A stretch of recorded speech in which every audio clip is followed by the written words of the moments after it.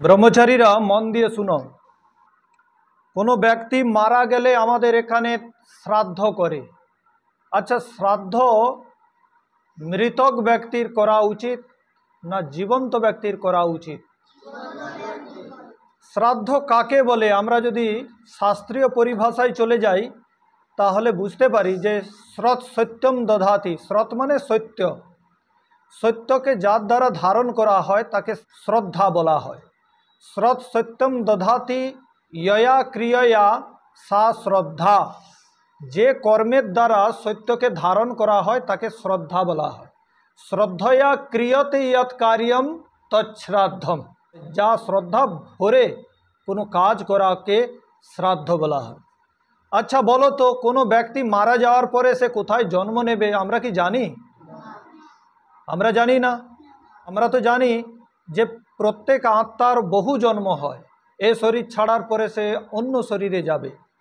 কোথায় গেল? সে হয়তো কচ্ছপের জন্ম নিয়েছে, আর আমি এখানে ভাত দিচ্ছি, খাবে?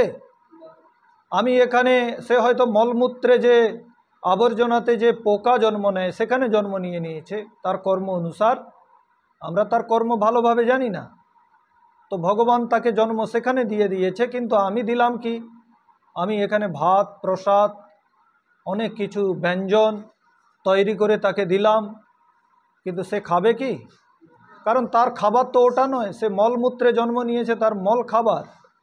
তার মানে কতটা অবৈজ্ঞানিক একটা অন্ধবিশ্বাসকে আমরা বয়ে নিয়ে চলছি, এটাকে বহিষ্কার করা উচিত। তাহলে শ্রাদ্ধ জীবন্ত ব্যক্তির করতে হয়, আর সেটা আমরা মাতা পিতার শ্রাদ্ধ করে চলেছি। পিতৃযজ্ঞ কি? মাতা পিতার সেবা। অসুস্থ হলে তাকে ডাক্তার ঘর নিয়ে যেয়ে পরিষেবা দেওয়া, তার সেবা চিকিৎসা করা, আর তার ভালো ইচ্ছাগুলোকে পূর্ণ করা। মা বাবা যদি বিড়ি সিগারেট টানতে চায় তো সেগুলো পূর্ণ না করা। খারাপ ইচ্ছাকে আমরা পূর্ণ করব না, ভালো ইচ্ছাকে পূর্ণ করব, এটাই কিন্তু শ্রাদ্ধ। আর তর্পণ মানে যার দ্বারা তাকে তৃপ্ত করা হয় তাকে তর্পণ বলা হয়। কিন্তু দুঃখের বিষয়, ব্রাহ্মণ আসে, সে গরুড় পুরাণ অনুসার শ্রাদ্ধ করে, নাকি এখানে শ্রাদ্ধ করলে তার আত্মা নাকি তার হয়ে যাবে। আরে সে পাপ কর্ম করে গেছে কি পুণ্য নিয়ে গেছে, তোমার কর্ম তার কাছে কি করে পৌঁছে যাবে? তুমি এখানে শ্রাদ্ধ করলে সে কি করে উদ্ধার হয়ে যাবে? ঈশ্বর অন্যায়কারী হয়ে যাবে না? অন্যায়কারী হয়ে যাবে। এখানে পুত্র শ্রাদ্ধ করলো আর বাপ হয়তো কাউকে হত্যা করে গেছে, মারা গেছে, বা হাজার হাজার লোককে কাঁদিয়ে গেছে, তো তার জন্য পুত্র শ্রাদ্ধ করলো আর পার্থ চ্যাটার্জি উদ্ধার হয়ে গেল? এটা সম্ভব? তাহলে পুত্র যতই ভালো কাজ করুক, পুত্রের ভালো কর্ম পিতার কাছে কখনো যাওয়া সম্ভব নয়। পিতা তার কর্ম তার নিজে সাথে নিয়ে চলে গেছে। আর এটা যে জীবন্ত ব্যক্তিরই শ্রাদ্ধ করতে হয় তার প্রমাণ আমি তোমাকে বলছি তা না, তার প্রমাণ কিন্তু মহর্ষি মনু বলে গেছেন, বেদে বলেছে। বেদে কোথায় বলেছে? একটি মন্ত্র আছে যজুর্বেদের 16 অধ্যায়ের 58তম মন্ত্রে, আয়ন্তু নঃ পিতরঃ সম্যাস অগ্নিস্বাত্তা পথিভির দেবয়ানৈঃ अस्मिन् यज्ञे सधया मदन्तो अधिब्रुवन्तो ते अवन्त्यस्मान। তো এই মন্ত্রে বলছে আয়ন্তু নঃ পিতরঃ সম্যাস, আমার এই যজ্ঞে পিতরগণ আসুক, আমি তার সেবা করতে চাই, শুশ্রূষা করতে চাই। তাহলে পিতরগণ কখন আসবে? যখন তার শরীর থাকবে। মারা যাওয়ার পরে তো তার সেই এই মানব শরীর নেই, হয়তো অন্য শরীর নিয়ে নিয়েছে, হ্যাঁ, তাহলে সেই শরীরে সে আসতে পারবে না। আর শ্রাদ্ধ 13 দিন পরে হয়, কোথাও বা 14 দিন পরে, কোথাও 10 দিন পরে, যেটা চিরাচরিত পরম্পরা অনুসার, পৌরাণিকদের মান্যতা অনুসার শ্রাদ্ধ কোথাও 1 মাস পরে, কোথাও 13 দিন পরে। উত্তর ভারতে 13মি পালন করা হয় 13 দিন পরে। তো এগুলো সমস্ত অন্ধবিশ্বাস। ভাই 13 দিন পরে সে তো কোনো জন্ম নেয়নি। আজ শরীরে যখন ছিল সে তখন খেতে পারত, শরীর থেকে আলাদা হয়েছে, সে তাকে ডাকলেও সে আসবে না, শুনবে না, হাত পা নেই, শরীর নেই, সে আসবে কি করে? আর খাবে বা কী করে? এ সমস্ত মিষ্টান্ন তৈরি করে, পায়েস রান্না করে, ক্ষীর ভোগ রান্না করে, এগুলো তো শরীরের খাবার, আত্মার খাবার তো নয়। তার মানে এগুলো ডাহা অসত্য, একটা অন্ধবিশ্বাস। তোমাদের বাড়িতে শ্রাদ্ধ হয়েছে নাকি? হয় তোমাদের বাড়িতে হয়তো দাদু মারা গেছে, তার শ্রাদ্ধ হয়েছে, সে ব্রাহ্মণ পণ্ডিত এসে শ্রাদ্ধ করে, কিন্তু বাস্তবে ওই শ্রাদ্ধটা মানে অযৌক্তিক, অবৈজ্ঞানিক, শাস্ত্রীয় নয়, ওটা একটা অন্ধবিশ্বাস। স্মৃতিতে বলছে কুরিয়া দহরহ শ্রাদ্ধমন্যাদ্যেন দকেন বা পয়মূল ফলের বাপি পিতৃভ্য প্রীতিমাবহন। বলছে প্রীতিপূর্বক, প্রীতিকে আবহন পূর্বক মাতা পিতার, দাদু ঠাকুমার বা পরদাদা যদি জীবিত থাকে, হ্যাঁ, দাদি যদি জীবিত থাকে, পরদাদি, তাদেরকে আমন্ত্রণ জানিয়ে কি বলছে, প্রতিদিন শ্রাদ্ধ করতে বলছে। কুরিয়াদ অহরহ শ্রাদ্ধম, প্রতিদিন, অহরহ মানে প্রতিদিন, দিনের পর দিন তুমি শ্রাদ্ধ করো। আর কিভাবে করতে বলছে, অন্নাদ্যেন দকেন বা, অন্ন দাও, তাকে খাওয়াও। আর শরীরধারী ব্যক্তি খেতে পারে, শরীর থেকে আলাদা ব্যক্তি খেতে পারে না। অন্নাদ্যেন দকেন বা, উদক মানে জল, তাকে অন্ন দাও, জল দাও। পয়মূল ফলের বাপি, পয় মানে দুধ, ফল মূল, তাহলে এখানে মাংস দিতে বলেনি, দেখলে, তার মানে মাংস ভক্ষণের কোনো বিধান নাই আমাদের শাস্ত্রে। পয়মূল ফলের বাপি পিতৃভ্য প্রীতিমাবহন, পয়মূল ফলমূল তাকে দিয়ে তার প্রীতিপূর্বক তার সেবা করবে, এটাই আমাদের শাস্ত্র বলছে।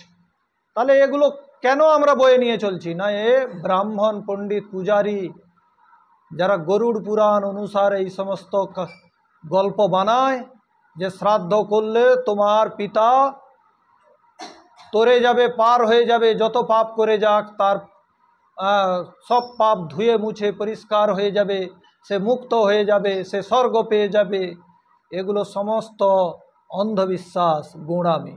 আর আমাদের বৈদিক মান্যতায় কি বলে, কর্তা যে কর্ম করে তার ফল কর্তাই ভোগ করে, কর্তাই ভোক্তা হয়, অন্য ব্যক্তি ভোক্তা হয় না।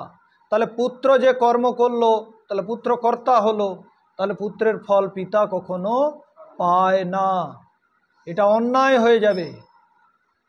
আমাকে একজন জিজ্ঞেস করছিল, কলকাতায় আমি গিয়েছিলাম পুরোহিত প্রশিক্ষণ শিবিরে, উনি বলছেন বলে অন্যের কর্মের ফল পায় না। তাহলে একজন ব্যক্তি রাস্তায় তার নিজের সাইডে চলছে, সামনের ব্যক্তি এসে মেরে দিল, তাহলে এটা তো তার নিজের ফল নয়, এটা তো সামনের ব্যক্তির ফল। সে ভুল রাস্তায় গাড়ি চালিয়ে আসছিল আর তাকে মেরে দিল। অনেকে গাড়িতে বসে যাচ্ছে,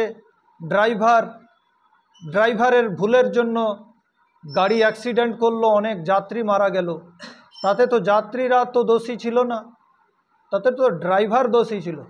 তাহলে এখানে অন্যের কর্মের ফল অন্য ব্যক্তি কী করে পাচ্ছে, প্রশ্ন অনেকে করে।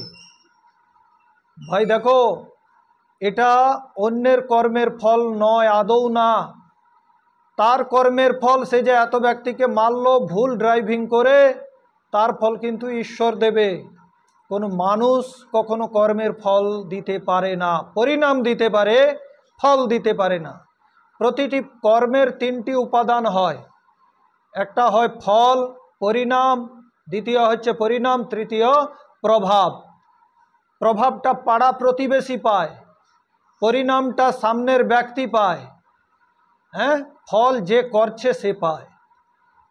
তাহলে তুমি হয়তো বলবে, বলে পরিণাম কেন সে পেল, পরিণাম তো তার পাওয়া উচিত নয়, সে কর্ম করলো তার পরিণাম সে পেয়ে গেল। হ্যাঁ, পেতে পারে, পরিণাম পেতে পারে। কোনো ব্যক্তি ভুল পথে চলছে, অ্যাক্সিডেন্ট করে তোমাকে মেরে দিল, তোমার গায়ের উপর দিয়ে গাড়ি চালিয়ে চলে গেল, পিষে চলে গেল, তো তোমার সঙ্গে সঙ্গে ডেথ হয়ে গেল, পরিণাম সেটা পরিণাম দুঃখ। তাহলে তুমি বলবে, তাহলে আমি অহেতুক দুঃখটা পেলাম কেন? ভাই, তুমি পূর্বে যে কর্ম অনেক করে গেছো, সেখান থেকে এখানে কাটছাঁট হয়ে যাবে। ঈশ্বরীয় ন্যায় ব্যবস্থা এত সূক্ষ্ম, কখনো তোমাকে অধিক দুঃখ দেবে না, অধিক সুখ দেবে না, যেটা করেছো সেটাই দেবে। এবার তুমি এরকম কোনো পাপ করনি অথচ ফল পেয়ে গেছো, তাহলে নিশ্চিত তার পুরস্কারও দেবে ঈশ্বর, তার জন্য দিব্য শরীর দেবে, কান্তিবান জন্ম দেবে, কান্তিবান শরীর দেবে, এমন জায়গায় জন্ম দেবে যেখানে সুখ সমৃদ্ধি থাকবে, ভালো পরিবেশ থাকবে, সেখানে তোমাকে জন্ম দিয়ে দেবে।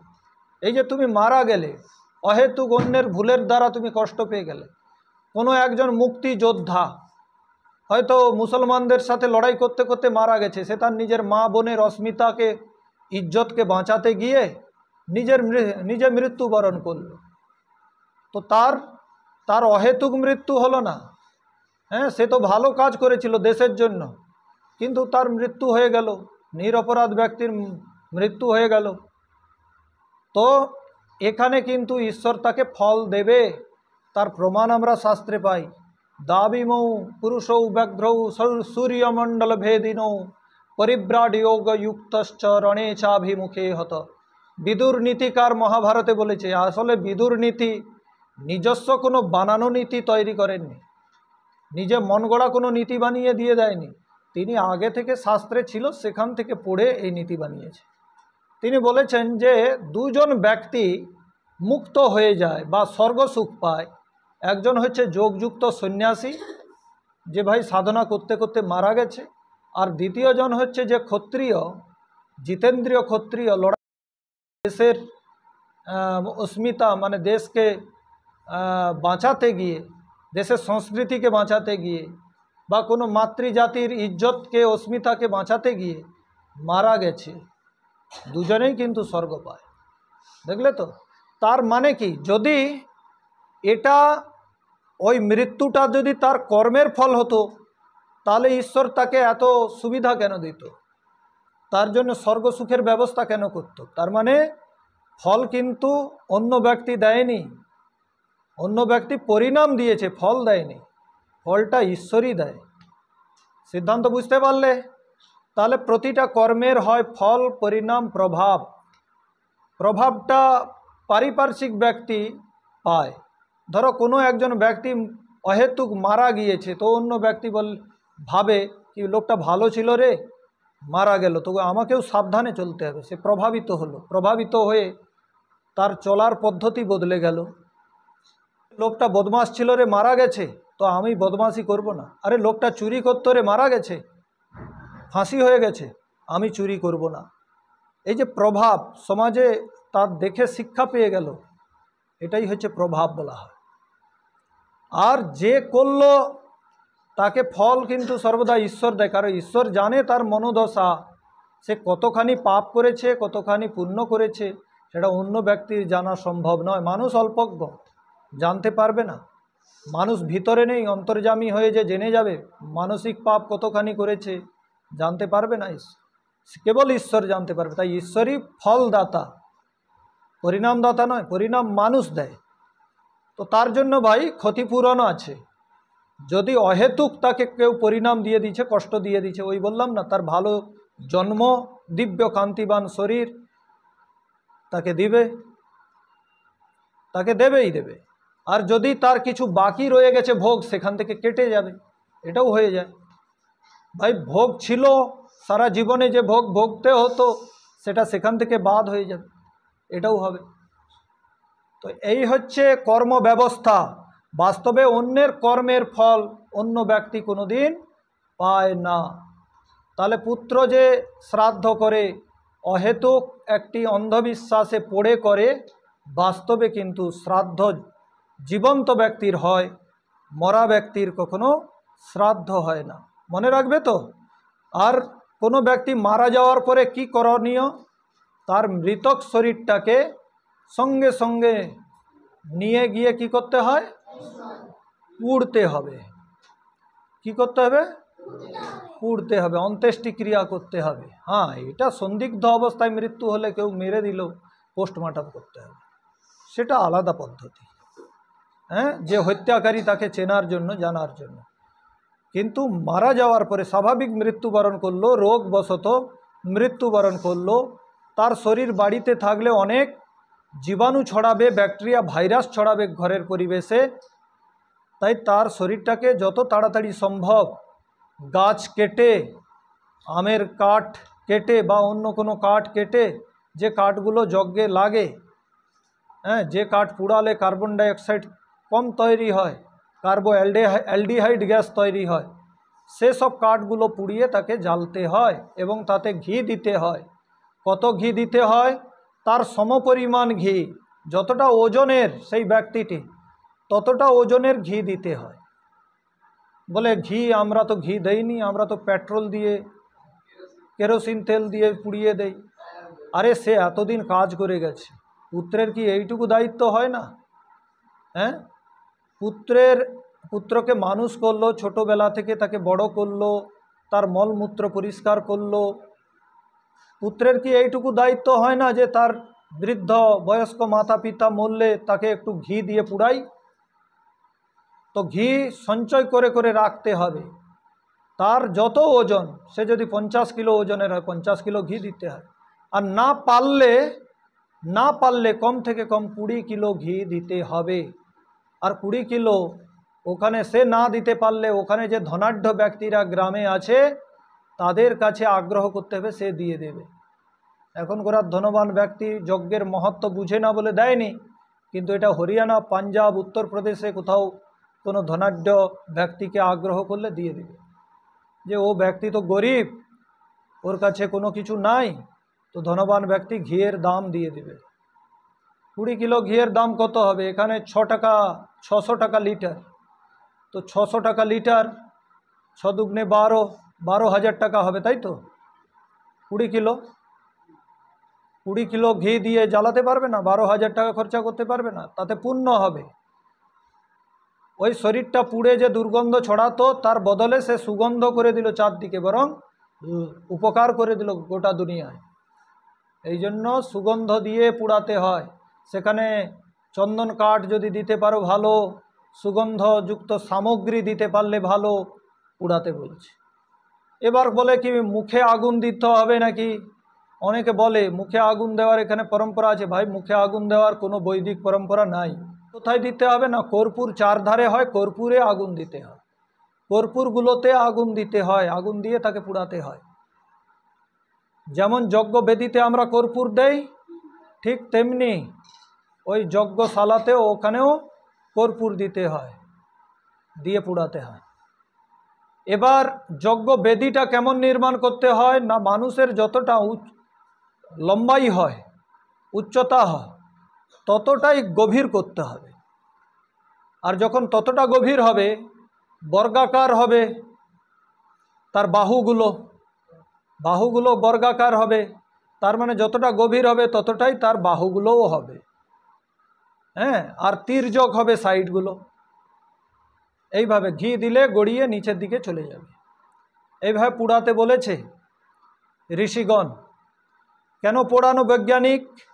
আচ্ছা, পোড়ানো যে বিধান আছে আমাদের শাস্ত্রে, তার একটি মন্ত্র আছে, তোমাদের কালকে বলেছিলাম, গতকাল বলেছিলাম। কি বলেছিলাম? বায়ুরনিলম অমৃতম মথেদম ভস্মান্তম শরীরম ওম ক্রতুস্মর ক্লিবে স্মর কৃতম স্মর। যজুর্বেদের 40তম অধ্যায়ে মন্ত্রটি আছে। বায়ুর অনিলম অমৃতম মথেদম ভস্মান্তম শরীরম। এই ভস্মান্তম শরীরম বলছি, এ অনিল বায়ু শরীর থেকে বেরিয়ে যায়, এ অমৃতরূপী প্রাণ বায়ু শরীর থেকে বেরিয়ে যায়। আত্মা অমর, সেই প্রাণের সাথে সাথে বেরিয়ে যায়। কোথায় যায় না, জমালয়ে যায়। কোথায় যায়? জমালয় কাকে বলে? জম বলা হয় বায়ুকে। বায়ুর যে আলয়, বায়ুর ঘর কি? অন্তরিক্ষ, আকাশ। আকাশে চলে যায় ওই বায়ু, ওই আত্মা। অনেকে বলে ও আত্মা ঘুরতে থাকে না এক জায়গায় স্থির থাকে। প্রশ্ন অনেকে করে, ভাই আত্মা ঘুরতে থাকে কি স্থির থাকে? অত সাতত্য গমনে একটা ধাতু আছে, সেখান থেকে এই আত্মা শব্দটির উৎপত্তি। যে সাতত্য গমন করে, স্বতঃস্ফূর্ত সর্বদা গমন করতে থাকে, নিরন্তর গমন করতে থাকে, তাকে আত্মা বলে। এবার আমাদের বৈদিক মান্যতা আছে যে কোনো শরীরকে ত্যাগ করলে সঙ্গে সঙ্গে সে আবার জন্ম নিয়ে নেয়। যেমন একটা পোকা, শুয়োপোকা, তার সামনের পাগুলো একটি পাতায় রাখার পরে পেছনের পা সে তুলে নেয়। শুয়োপোকা চলতে দেখেছ? যোগ চলতে দেখেছ? যোগ দেখবে সামনের অংশটা যেখানে রাখবে, রেখে দিলে তারপর পেছনের অংশটা তুলে নিল, তাই না? ঠিক একই রকম নাকি এক শরীর ত্যাগ দিয়ে অন্য শরীরে পৌঁছে যায় এ আত্মা। কিন্তু এখানে বিতর্ক আছে, কোথাও বলছে কি এ আত্মা 12 দিন 13 দিন 14 দিন সে গুণ গ্রহণ করতে থাকে, সূর্য থেকে গুণ নেয়, চন্দ্র থেকে গুণ নেয়, উত্তরায়ণ থেকে পূর্ণমাসী থেকে গুণ গ্রহণ করে তারপরে সে জন্ম নেয়। এখন এখানে বিতর্ক আছে, আত্মা মরার পরে কোথায় যায়, জমাল হয়ে যায়, এইটুকু জেনে রাখো। তবে এই বিতর্কের সমাধান আমি কিছুটা ভেবেছি, সে সম্বন্ধে তোমাদের বলে দেই। আত্মা কখনো ভূত হয়ে বেড়ায় না, যে ভূত হয়ে বিকরাল মূর্তি হয়ে কাউকে ধরে নিবে, কারো শরীরে ঢুকে সে আবল তাবল বলবে, তার মাথা দখল করে নেবে, তার ব্রেন বুদ্ধি, এরকম করে না, কখনো করে না। এগুলো সব অন্ধবিশ্বাস, গোঁড়ামি। কোথাও দেখেছো এই ধরনের ভূত ভেটতে? আসলে ওটা একটা রোগ, সন্নিপাত জ্বর। ওই জ্বরের চিকিৎসা করলেও আবার সেরেও যাবে। ওর মাথায় যদি ঠান্ডা বরফ গোলা জল দিয়ে পাখার বাতাসের নিচে বসে দেওয়া হয়, ও সেরে যাবে। এই ভূত ভেটে যাওয়ার অন্ধ মান্যতার দ্বারা প্রেরিত হয়ে কত ব্যক্তিকে মেরে ফেলা হয়েছে বিহারে। কি এর মধ্যে ভূত চলে এসছে, তান্ত্রিকের কাছে নিয়ে গেছে, তান্ত্রিক লাঠ্য মারছে, জুতা মারছে, চামড়ার জুতো মারতে মারতে সে ব্যক্তির প্রাণ বেরিয়ে যায়, কিন্তু ওর সঠিক চিকিৎসা করলে ভালো হয়ে যায়। ভূত টুত কিছু হয় না, ভূত মানে অতীতকাল। এ আত্মা কিন্তু অন্য শরীরে চলে যায়, আর এ শরীর যখন ছেড়ে দেয়, যদি এ ঘুরতে থাকে এদিকে ওদিকে, এর সামর্থ্য নেই যে কারো শরীরকে দখল করে নেবে। যতক্ষণ এ শরীরে ছিল ততক্ষণ এ কিছু করতে পারত, আর শরীর থেকে বেরিয়ে যাওয়ার পরে আত্মা এত সূক্ষ্ম, এই শরীরের ভিতর দিয়ে এপার ওপার চলে যাবে, কারো কিছু ক্ষতি করতে পারবে না, কারো কোনো কিছু দখল করতে পারবে না, কোনো অশুভ তোমাকে দ্বারা করিয়ে দিতে পারে না। আত্মা এতটা সামর্থ্য তার কাছে নেই। বুঝতে পারলে তো আত্মা কত ছোট, কত সূক্ষ্ম। একটা গমের দানার মধ্যেও থেকে যায়, একটা ধানের দানার মধ্যে, সরষা দানার মধ্যেও থেকে যায়। তবেই তো সরষাটা গুনলে সেখান থেকে গাছ জন্ম নিয়েলে। তার মানে কত সূক্ষ্ম আত্মা। ওই সূক্ষ্ম আত্মা আমাদেরও আছে। আমরা কাজ করছি, দেখছি, শুনছি, যতক্ষণ শরীরে আছি। শরীর থেকে বেরিয়ে গেলে এ শরীর কোনো কিছু করতে পারে না, ও আত্মাও কিছু করতে পারে না। কোনো জায়গায় তো বলছে যে শরীর ত্যাগ করতেই অন্য শরীর পেয়ে যায়। গীতায় শ্রীকৃষ্ণ ভগবান নাকি উপদেশ দিয়েছেন, বাসাংসি জীর্ণানি যথা বিহায় নবানি গৃহণাতি নরোপরানি। হ্যাঁ, তো তেমনি নাকি জীর্ণ শরীরকে ত্যাগ করে, যেমন জীর্ণ বস্ত্র, আমাদের পুরনো ফাটা পুরানো কাপড় হয়ে গেলে কি করি আমরা, সেটাকে ছেড়ে দিয়ে খুলে দিয়ে নতুন কাপড় পরি তো। ঠিক তেমনি নাকি ये পুরনো শরীরকে ত্যাগ করে নাকি নতুন শরীরে এই আত্মা চলে যায়। তো সেটা কি দেরি হয়? দেরি হয় না। কোনো ব্যক্তি কি এরকম করে কি নগ্ন অবস্থায় দাঁড়িয়ে থাকে, আগে কাপড় টাপড় খুলে দিয়ে নগ্ন হয়ে অনেকক্ষণ দাঁড়িয়ে থাকবে, তারপরে কাপড় পরবে? এরকম করে না, সঙ্গে সঙ্গে পরে। তার মানে সঙ্গে সঙ্গেই আত্মা অন্য জায়গায় চলে যায়। আর ওটা কখন যায়? যখন ভোগজনিতে যায়। ধরো তাকে কুকুর বিড়াল হয়ে জন্ম নিতে হবে। মানুষ ভিন্ন যত জনি আছে সমস্ত ভোগজনি, মনে রাখবে। মানুষ ছাড়া কুকুর বিড়াল স্থাবর জঙ্গম যত প্রকার জনি আছে, স্থাবর মানে যেগুলো স্থির থাকে, যেমন গাছপালা, এ আত্মা কোনো কিছু করতে পারে না শরীর ছাড়ার পরে। মনে রাখবে, এ শরীর ছাড়ার পরে সে নতুন শরীরে চলে যাবে। যদি সে ভোগজনিতে যায়, কুকুর ছাগল বিড়াল অন্যান্য পশুজনি বা কোনো বৃক্ষজনিতে যায়, সঙ্গে সঙ্গে জন্ম নিলে। আর যদি কোনো মনুষ্যজনিতে যায়, তাহলে তার কর্ম ব্যবস্থা অনুসার যদি সেরকম পরিবেশ পায়, যতদিন সে পরিবেশ পেতে সময় লাগবে ততদিন সে, যদি সঙ্গে সঙ্গে সে পরিবেশ পেয়ে যায়, সঙ্গে সঙ্গে জন্ম নিয়ে নেবে। ঈশ্বর সর্বজ্ঞ। যদি সঙ্গে সঙ্গে পরিবেশ পায় যে অমুক জায়গা গর্ভাধান হচ্ছে, ওর কর্ম ব্যবস্থা অনুসার, ওর সংস্কার অনুসার সেই রকমই মা বাবা আছে, আর সেখানে গর্ভাধান হচ্ছে, সঙ্গে সঙ্গে সেখানে আত্মা পৌঁছে যাবে। অন্যের মাধ্যমে আত্মা নাকি পৌঁছায়, খাবারের মাধ্যমে। পুরুষের শরীরে পৌঁছায়, বাবার শরীরে পৌঁছায়। সে আবার নিষেক করে, তার মাধ্যমে সে আত্মা পৌঁছে যায় গর্ভে। এটা কোথায় বলেছে? চরক গ্রন্থে বলা হয়েছে আত্মা কিভাবে যায়। বেদের মধ্যেও আছে অনেক মন্ত্রে।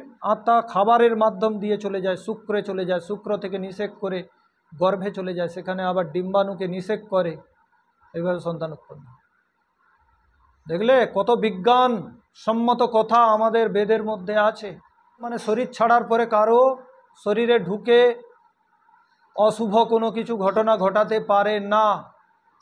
আত্মা খেতে পারে না, শরীরে যতক্ষণ আছে ততক্ষণ খেতে পারত, শুনতে পারত, দেখতে পারত। শরীর ছেড়ে দেওয়ার পরে সে কোনো কিছু করতে পারে না। বুঝতে পারলে তো? আর ভূত মানে অতীতকালকে বলা হয়। ভূত মানে কোনো অশরীরী কোনো প্রেতাত্মা নয়। আর প্রেত কাকে বলে? প্রেত এই শরীরটাকে, মরা শরীরটাকে প্রেত বলা হয়। প্রেতের পাগুলো পেছন দিকে, নাকি পেছন দিকে পা হয়। আমাদের পা সামনের দিকে, তার পাগুলো নাকি এইরকম মোড়া পিছন দিকে। দেখেছিস? আরে যখন মানুষ মারা যায় না, তার ওই মরা শরীরটার মাথাটাকে আগে নিয়ে যাওয়া হয়, বাইরে সামনে নিয়ে যাওয়া হয়, পাটাকে পেছনে রাখে, এই জন্য পেছনে পা। ডাইনিও বলে কিছু নাই। ডাইনি, শাকিনি, ডাকিনি, অনেক কিছু নাম দিয়ে দিয়েছে। সুপুরুষ, কুপুরুষ আছে না, এগুলো আমাদের আছে। তারপরে চণ্ডী দেবী, কালী দেবী, সেগুলোও অনেক কিছু আছে। ইয়ে ভেটে যাবে, কারো ভেতরে ভর করে যাবে, সব গোঁড়ামি, অন্ধবিশ্বাস, আর কিছু না। এগুলো শুধু ভর করে আবল তাবল বলায়, আর কিছু করে না। চণ্ডী, দুর্গা, কালী তলোয়ার ধরে দাঁড়িয়ে আছে, সে যদি কিছু অনিষ্ট করে দিত, তাহলে আমি তো বলবো যে এতগুলো সেনা গিয়ে আমাদের পাকিস্তানের বিরুদ্ধে লড়াই করতে হলো, সেখানে গিয়ে সোজা যুদ্ধ করত। এখানে সাধারণ ব্যক্তির ভিতরে ঢুকে তাকে কেন কষ্ট দেবে? এগুলো গোঁড়ামি, পয়সা লুটার একটা ধাঁধা। মানুষকে অন্ধবিশ্বাসে ফেলে দিয়ে বোকা বানিয়ে টাকা উপার্জন করার পদ্ধতি। তোমরা কখনো কখনো শুনেছো অমুক জায়গায় শিব উঠছে রে, বামনকে নাকি স্বপ্নাদেশ হয়েছে, কোনো ব্রাহ্মণ স্বপ্নাদেশ হয়েছে। তার ব্রাহ্মণের বাপ হয়তো বলে গেছে, বেটা দেখ অমুক গাছের তলায় আমি সে শিবের একটা লিঙ্গকে গেড়ে গেছি, কেউ জানেনি। তোর আজীবিকা ভালোভাবে চলবে, তুই শুধু বলে দিবি লোককে যে আমার স্বপ্ন আদেশ হয়েছে, আমি স্বপ্ন যখন দেখছিলাম আমাকে বলেছে শিবজি যে আমি অমুক গাছের নিচে আছি, আমাকে তুল, মাটি খুঁড়ে তুল। সে নাকি মাটি ফুঁড়ে ফুঁড়ে নাকি উপর দিকে উঠে আসছে। সে স্বপ্ন আদেশ করে এতটা বলতে পারলো। আমার প্রশ্ন, তাহলে এইটুকু করতে পারলো না, ওইটুকু তাকে কোদাল দিয়ে খোদাই করে তুলতে হলো, ওইটুকু সে ফুঁড়ে উঠতে পারলো না, এতটা ফুঁড়ে ফুঁড়ে এলো। কেমন গোঁড়ামি দেখো, কেমন অন্ধবিশ্বাস দেখো। তার মানে ও জড় বস্তুর কোনো শক্তি নাই, একদম অন্ধবিশ্বাস, একদম গোঁড়া পদ্ধতি। এগুলো নিজের আজীবিকা চালানোর জন্য এই পণ্ডিত, পূজারী, ব্রাহ্মণগুলো যারা বেদ পড়েনি, শাস্ত্র পড়েনি, যাদের জ্ঞানের কোনো ভাণ্ডার নাই, তারা এইরকম অন্ধবিশ্বাসকে কাজে লাগিয়ে পয়সা উপার্জন করত। এটাই বাস্তবতা। বাস্তবে জড় বস্তু কখনো মাটি ফুঁড়ে উঠে আসে না। আর তোমাকে তো বলেছিলাম ঈশ্বরের কোনো লিঙ্গ হয় না, কালকে বলেছিলাম না? কি শ্লোকটা বলেছিলাম? 17 উপনিষদের একটি শ্লোক, নতস্য কশ্চিৎ পতিরস্তি লোকে নচিতা নেই বচতস্য লিঙ্গম সকারণম করাধিপো কশ্চিৎ জনিতা ন চাধিপ। সেই ঈশ্বরকে কেউ উৎপন্ন করতে পারে না, জন্ম দিতে পারে না। তার উপরে শাসনকর্তা কোনো ব্যক্তি নেই, তার কোনো পতি নেই, স্বামী নেই, আর তার কোনো লিঙ্গ নেই। তাহলে এই যে লিঙ্গগুলো গুপ্তেন্দ্রিয় বানিয়েছে, এগুলো সব বাম মার্গীদের কর্মকাণ্ড। বাম মার্গীরা বানিয়েছে, যারা পঞ্চম মকার পূজা করত, মধ্য মাংস মৈথুন ভক্ষণ করত, আর তাকে বলতো ঈশ্বর পাওয়ার রাস্তা। এরা এই তৈরি করেছে কুপ্রথা। ভালা কোনো ব্যক্তি এটা চায় যে তার কোনো বাপের লিঙ্গকে খোলা জায়গায় রেখে প্রাণ প্রতিষ্ঠা করে পূজা করতে? কেউ চাইবে? কেউ চাইবে না। লিঙ্গ তো গোপন জায়গায় রাখা হয়, গুপ্ত রাখা হয়, আমরা কাপড় দিয়ে ঢাকি, তাকে খোলা জায়গায় রেখে সেখানে প্রাণ প্রতিষ্ঠা করে পূজা করছে। আর নাম রেখে দিয়েছে জ্যোতির্লিঙ্গ। যদি সেখান থেকে জ্যোতি বেরাতো তাহলে এই তাপ বিদ্যুৎ প্রকল্পগুলোর দরকার ছিল না। একটা করে লিঙ্গ দাঁড় করিয়ে দেওয়া, সেখান থেকে জ্যোতি বেরিয়ে আসতো। হ্যাঁ, একদম ঘোরতম অন্ধবিশ্বাস, কুসংস্কার, এগুলোর খণ্ডন করে গেছে মহর্ষি দয়ানন্দ সরস্বতী তার সত্যার্থ প্রকাশ গ্রন্থে একাদশ সমুল্লাসে।